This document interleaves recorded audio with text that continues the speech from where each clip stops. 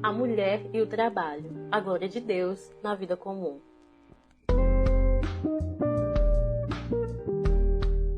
Para quem não me conhece, eu sou Jeane Chaves, sou missionária em tempo integral, servindo pela Missão Vida em Foco, atualmente no país de Cabo Verde, África Ocidental. Sou formada em jornalismo, sou casada com Miquéias Ramos e mãe do João, que ainda está em meu ventre.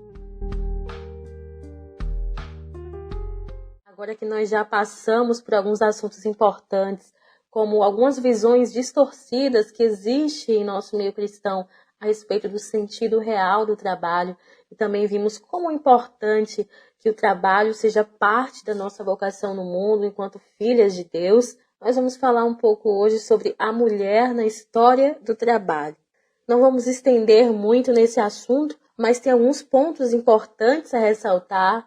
Por exemplo, que a mulher, ela sempre contribuiu ao mundo de alguma maneira com suas habilidades e talentos. Nós vimos isso na história, vemos isso na própria Bíblia, com exemplos de mulheres como Débora lá no Antigo Testamento, que foi uma juíza tão importante para o povo de Israel. Vemos isso também em Dorcas, no Novo Testamento, uma mulher que por sua habilidade, o seu serviço, ajudou e apoiou tantos pobres necessitados. Lídia, que foi outra mulher bem-sucedida, comerciante, temente a Deus, que fez parte ali daquela igreja primitiva. Hoje também, na nossa atualidade, em nosso contexto ocidental, porque existem vários países com várias culturas, diferentes da nossa, mas vemos que hoje, principalmente em nosso contexto ocidental, muitas mulheres estão inseridas no mercado de trabalho, exercendo as mais variadas ocupações, profissões, mas nem sempre foi assim.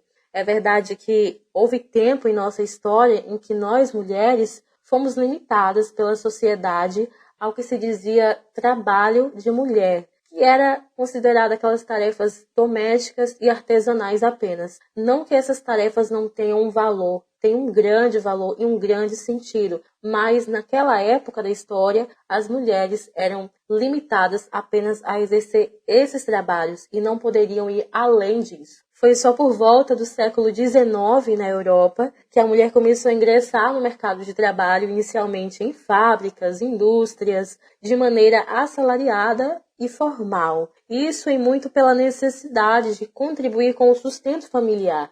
Para levar essa renda a mais para casa, as mulheres acabavam se submetendo a condições de trabalho desumanas, longas cargas horárias de trabalho e nenhuma política de proteção.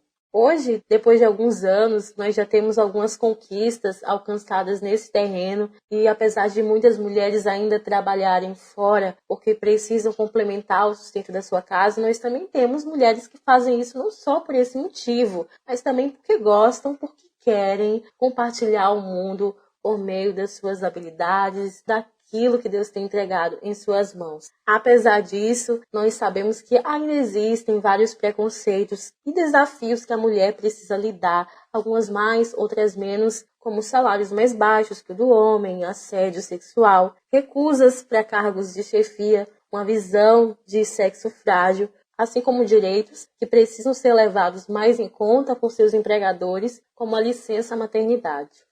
Mas hoje a questão adquiriu um outro extremo. Nós saímos de uma mulher que não tinha um espaço profissional na sociedade para uma mulher que agora só pensa na profissão e no seu trabalho. E isso é muito também pela consequência dessa onda atual do feminismo que nós vivemos na sociedade. Agora nós temos também uma mulher que ela só pensa na profissão e não equilibra mais as suas outras responsabilidades, que também foram designadas por Deus.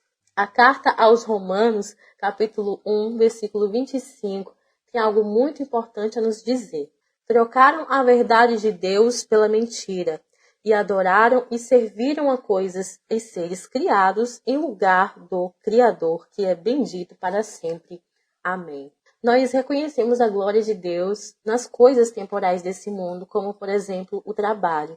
E apesar do trabalho fazer parte dessa boa e perfeita obra de criação, como nós vimos lá no primeiro podcast, apesar dele também servir para apontar para a glória de Deus, nós jamais podemos dar ao trabalho o altar das nossas vidas. Esse altar, esse lugar de soberania que pertence a uma só pessoa, a Deus. Mas é verdade que por muitas vezes, pecadoras que nós somos, nós tornamos o trabalho uma espécie de ídolo. Quando nós colocamos ele como a parte mais importante da nossa vida, tudo está girando em torno do nosso trabalho e nós passamos a negligenciar o propósito completo de Deus para nós mulheres. E não há um contentamento genuíno quando nós escolhemos seguir por esse caminho. Tem uma frase também do pastor Guilherme de Carvalho que eu gosto muito, e ele diz que quando o temporal se torna relevante, o eterno ainda é mais importante. Ou seja, mesmo o trabalho tendo esse lugar importante em nossas vidas, que faz parte do plano de Deus para nós, existem valores eternos que não podem ser trocados. O trabalho não pode ser colocado acima desses valores eternos. E quando a nossa maneira de trabalhar se torna egoísta e nós passamos a colocar esse trabalho na frente de tudo e de todos, até mesmo à frente da nossa adoração a Deus, é preciso que a gente volte para se realinhar aos ideais eternos. Porque mesmo com toda essa responsabilidade e afazeres profissionais que nós possuímos, não podemos desconsiderar também a elevada importância daquilo que especialmente como mulheres Deus nos fez para ser. Auxiliadoras idôneas, a vocação específica que mais ninguém pode realizar em nosso lugar. Precisamos sim obedecer a essa ordem, esse mandamento dado pelo próprio Deus também à mulher sobre o trabalho. Precisamos sim oferecer ao mundo as habilidades, os talentos que o Senhor tem nos entregado, mas não podemos viver a nossa vocação enquanto mulheres de maneira fragmentada, negligenciando por vezes algumas partes, mas sim obedecendo de maneira completa a esse propósito que Ele nos entregou.